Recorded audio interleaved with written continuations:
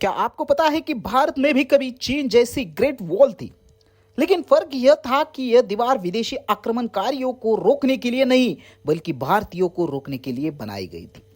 करीब 4000 किलोमीटर लंबी कांटेदार झाड़ियों की यह दीवार नमक की चोरी को रोकने के लिए खड़ी की गई थी। बीबीसी और द हिंदू जैसी रिपोर्ट्स में इसे द ग्रेट हेडगेट ऑफ इंडिया कहा गया है। आज हर एक रिपोर्ट के माध्यम से जानने वाले हैं उस वॉल की सच्चाई। नमस्कार दोस्तों, मैं हूं विनोद लोखंडे और आप देख रहे हिडन स्टोरीज ऑफ इंडिया। और आज हम जानने वाले हैं एक ऐसी वॉल के बारे में जिसके बारे में ज्यादातर लोग नहीं जानते।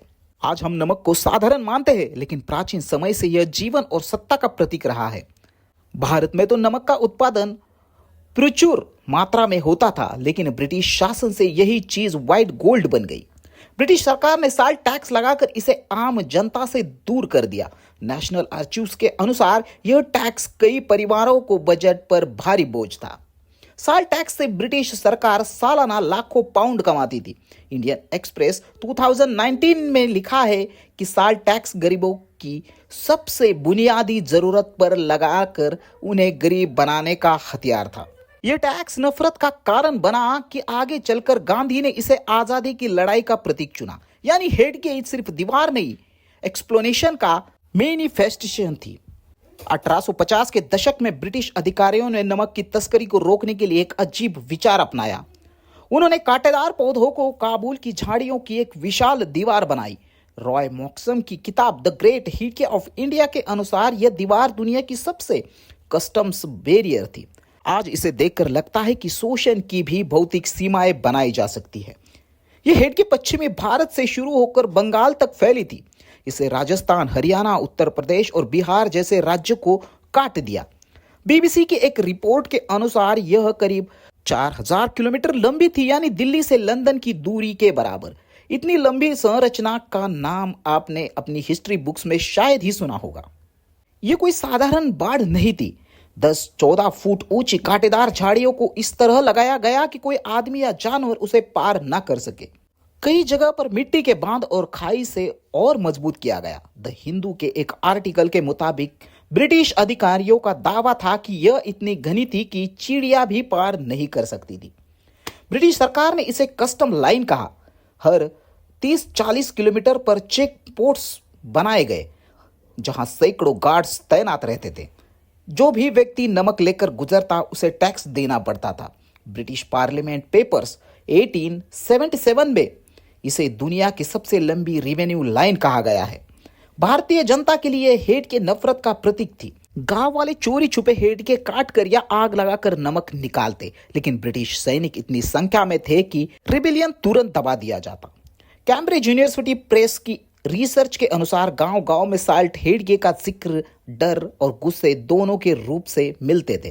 अब आप समझ सकते हैं कि गांधी ने साल्ट मार्च क्यों चुना। यह केवल नमक का सवाल नहीं था, बल्कि उस ऐतिहासिक एक्सप्लेनेशन का प्रतीक था जो साल्ट हेडगेट जैसी दीवारों से शुरू हुआ। गांधी हेरिटेज पोर्टल के अनुसार जब गांधी ने कहा नमक हमारा जन्मसिद्ध अधिकार है, तो वो हेडगेट जैसी कॉलोनियल प्रोजेक्ट्स को चुनौती दे रहे थे। हेडगेट भले हट चुकी थी, लेकिन उसकी याद जख्म की तरह जिंदा थी। इतनी बड़ी दीवार को बनाए रखना आसान नहीं था। हर साल सूखी झाड़ियों को काटकर नई लगाई दी जाती थी। मजदूर दिन रात इसे दुरुस्त करते। ब्रिटिश रिकॉर्ड्स बताते हैं कि इसके मेंटेनेंस पर लाखों रुपए खर्च होते थे। इरोनी यह है कि गरीबों का पैसा उन्हीं को रोकने वाली दीवार पर खर्च किया जाता था। साल्ट हेडगेट ब्रिटिश सरकार के लिए पैसा छापने की मशीन थी। इससे साल्ट टैक्स को इन्फोर्स करने का फिजिकल तरीका दे दिया। इंडियन एक्सप्रेस ने कहा हर क्रॉसिंग पर गार्ड खड़ा होता था और साल्ट टैक्स वसूल दी जाती थी। यानी हेडगेट ब्रिटिश एम्पायर के लिए कंट्रोल और प्रॉफिट दोनों का जरिया था। जहां चीन की ग्रेट वॉल राष्ट्रीय गौरव का प्रतीक है, वही भारत की यह हेडगेट ह्यूमिलिएशन का। यह किला या मंदिर नहीं, बल्कि शोषण का फिजिकल सिंबल थी। बीबीसी न्यूज 2017 ने इसे भारत को सबसे बुला दिया गया, कॉलोनियल क्राइम कहा गया। इसलिए आज भी इसका नाम सुनते ही लोगों को एक्सप्लेनेशन याद आता है। ब्रिटिश अधिकारियों ने अपने दस्तावेजों में बार बार हेडगेट का जिक्र किया है। रॉय मॉक्सम लिखते हैं, this was the longest man made barrier ever created for taxation. यानी यह दुनिया की सबसे बड़ी दीवारों में से एक थी, लेकिन इसके पीछे कहीं गर्व नहीं, सिर्फ शर्म जुड़ी है। इतिहासकार मानते हैं कि इसे जानबूझकर इंडियन सिलेबस से गायब किया गया। 1870 के दशक में इसका रख रखाव मुश्किल हो गया, खर्च ज्यादा था, जनता की नफरत बढ़ रही थी और प्रशासन ने इसे परेशान था। 1880 के आसपास इस हिडके को हटाना शुरू कर दिया गया। पार्लियामेंट डिबेट्स 1882 में इसका जिक्र फेल्ड प्रोजेक्ट के रूप में किया गया। जब गांधी ने 1930 में दांडी मार्च पर निकले तो हेडगे खत्म हो चुकी थी, लेकिन साल्ट टैक्स अब भी मौजूद था और उसके साथ हेडगे की याद भी। दांडी मार्च असल में साल्ट हेडगे जैसे कॉलोनियल प्रोजेक्ट्स का अंत था। हिस्ट्री टुडे मैगजीन के अनुसार साल्ट मार्च ने हेडगे गोस्ट को हमेशा के लिए मिटा दिया। चीन अपनी ग्रेट वॉल हेरिटेज और टूरिज्म का प्रतीक मानता है, लेकिन भारत में हेडगे का कोई याद नहीं करता, क्योंकि यह कॉलोनियल ह्यूमिलिएशन की निशानी थी। बीबीसी डॉक्यूमेंट्री 2002 ने इसे एंटी पीपल वॉल कहा। यानी दोनों दीवार लंबी थी, लेकिन एक गर्व और दूसरी शर्म की। एनसीईआरटी की किसी किताब में इसे हेडगे का नाम तक नहीं मिलता। ब्रिटिश ने इसे भूलने की कोशिश की और हम भी भूल गए।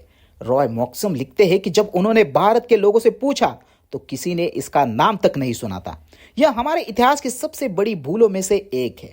आज हेडगे के केवल छोटे छोटे निशान बचे हैं। कुछ जगह पुराने मैप्स और रेवेन्यू रिकॉर्ड्स में इसका विवरण मिलता है। एएसआई ने इसे लिमिटेड सर्वे किया, लेकिन कोई बड़ा कंजर्वेशन प्रयास नहीं हुआ। यानी जो कभी हजारों किलोमीटर तक फैली थी, अब बस कागजों में है।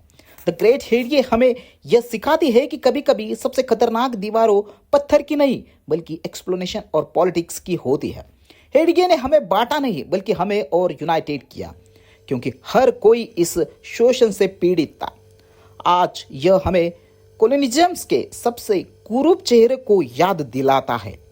आज हम ग्रेट वॉल ऑफ चाइना देखकर हैरान होते हैं, लेकिन अगर कोई पूछे भारत की ग्रेट वॉल कहाँ है, तो जवाब होगा वह मिट चुकी है, लेकिन उसके कांटे अब भी हमारे इतिहास के सीने में चुभते हैं।